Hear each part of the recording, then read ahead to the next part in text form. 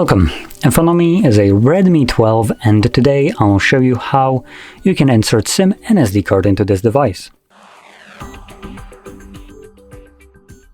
So to get started you will need to grab a SIM ejector similar to this one, which will come provided with the device in the box.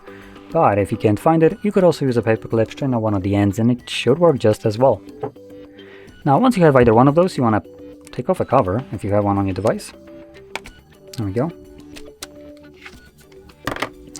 And the tray is located at the top left side of the phone, as you can see right over here. Push the pin in, and the tray will come out, and now free to grab it using your fingernails and yank it out.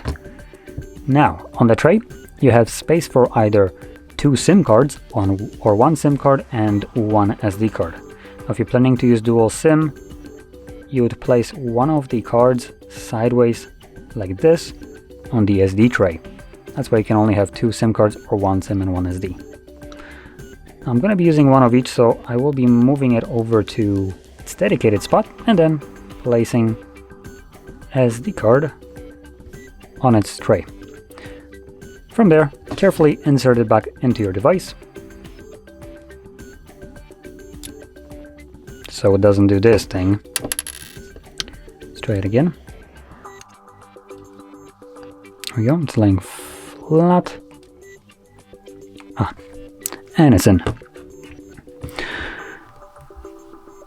Now once you insert your SIM and SD card, they should both start working right away.